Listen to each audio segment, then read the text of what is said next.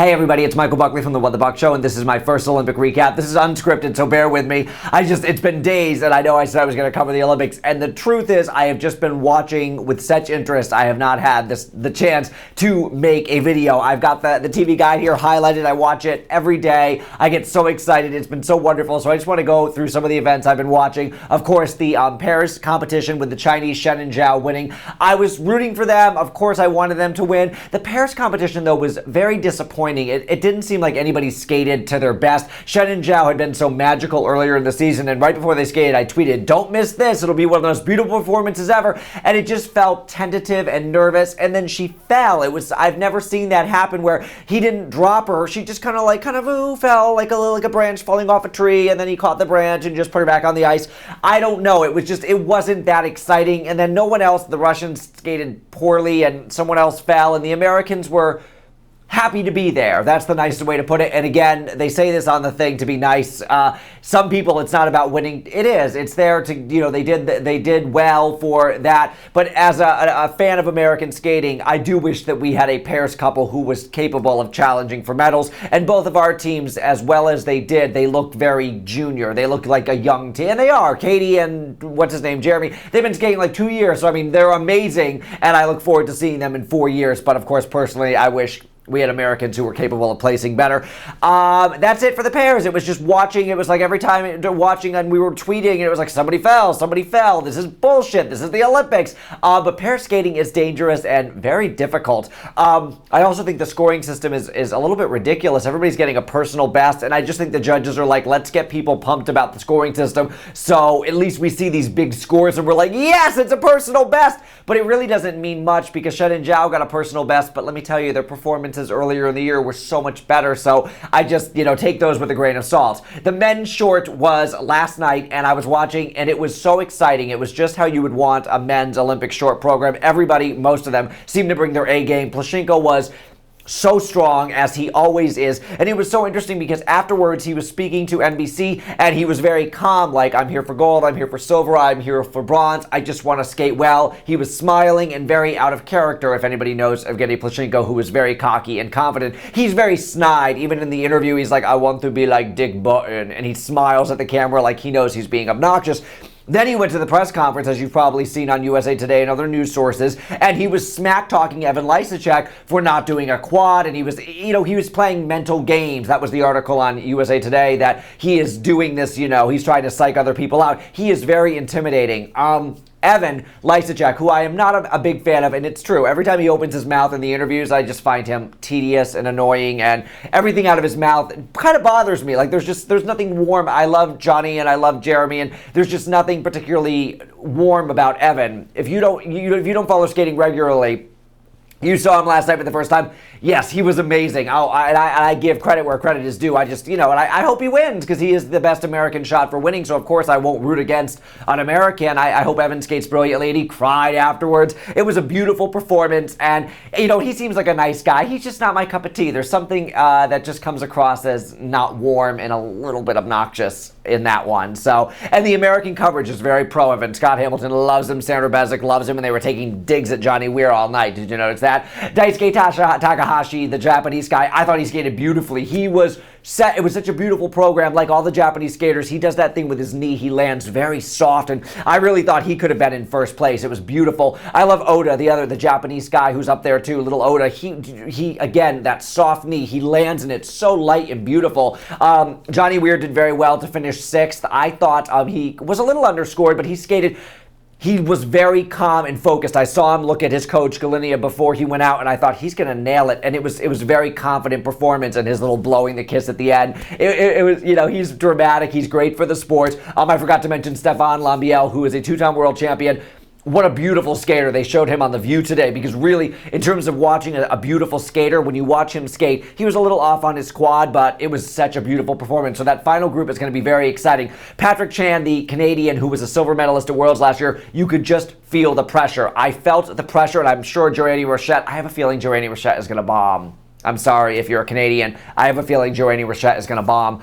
Nice girl, pretty girl. I don't think she's going to skate well. Patrick Chan did well, but he just, he's a little cross-eyed. But it was a little off, and now he's in the second to last group, and I know he's disappointed. And Olympic pressure, home ice, the expectation of your entire country on you. The other disappointment, of course, was Brian Joubert, who's a former world champion, who's just a terrible skater, but a really good-looking guy. And he fell, and he really did an awkward fall. I've never seen such an awkward fall at that level. He did like a 2.5 Lutz and kaplop.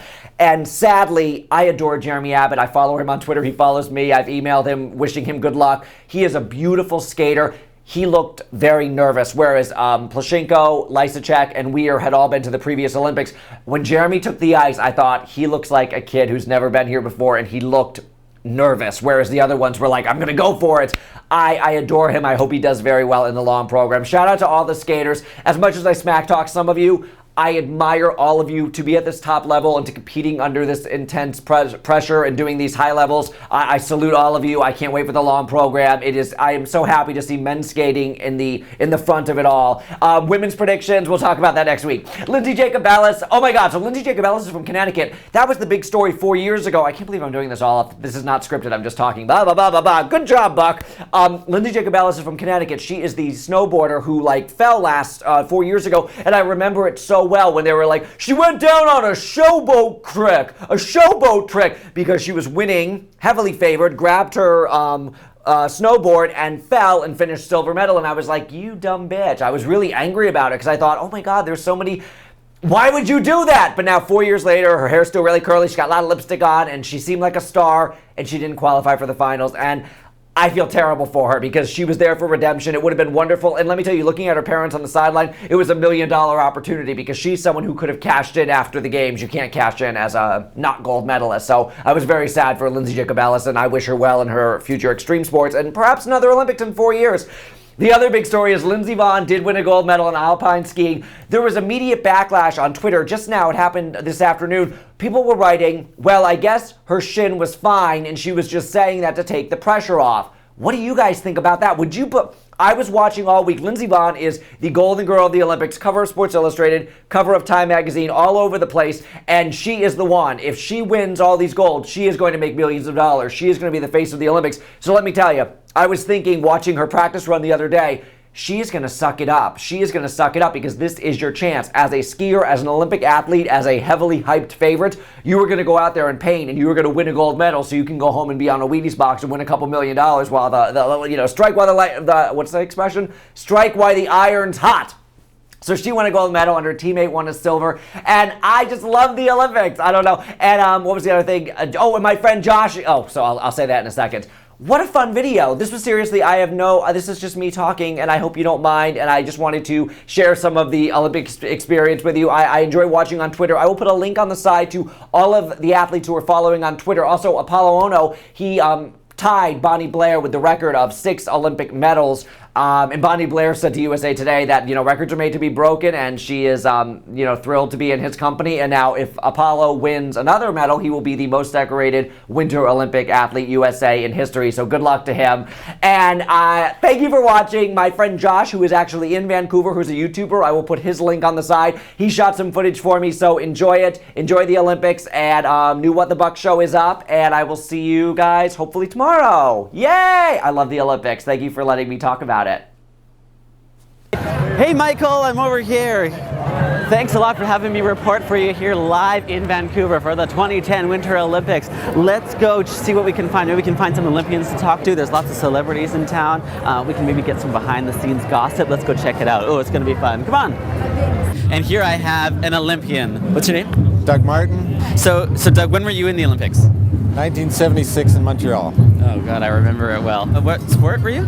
Swimming and 200-meter butterfly. Do you know athletes who are competing right now? Do you know any of them?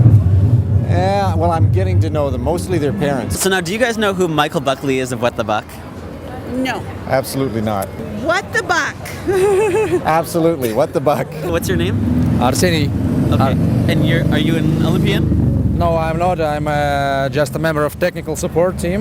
Have you seen any celebrities? Not yet. Do you know celebrities in Russia? No, also not. It's for a show called What the Buck. Have you heard of it? No, never. Who are you? What do you do? I'm a sports chaplain. Oh, and so what kind of champion? Chaplain. And where are you from? I'm from Mississippi, USA. Oh, okay. And have you heard of Michael Buckley from the What the Buck show? Michael Butler. No, I don't believe so. No. Okay, because if I've seen him, I may, but I'm terrible with names. Okay, well, picture this like really big, butch, masculine guy. He talks really slow. He's kind of scary looking. And Michael Buckley's like the complete opposite of that. Oh, okay. Yeah. And so I'm reporting for him live on the Okay. grounds. He's actually in Connecticut. Okay. Oh, Connecticut. Yeah. Oh, go USA. Do you want a hug? I need a hug from Michael Buckley from What the Buck show. Okay. What the buck? Woo! All right, Michael, it's getting crazy here downtown Vancouver for the 2010 Olympics. It's been a lot of fun reporting for you. I'll be sure to stay out here and try to get all the goods and the gossip for you. But happy 2010 Olympics and enjoy watching the games. Woo! Love you, bitch. I whip it out whenever I can. I don't know what that means. What the fuck? I had to have it.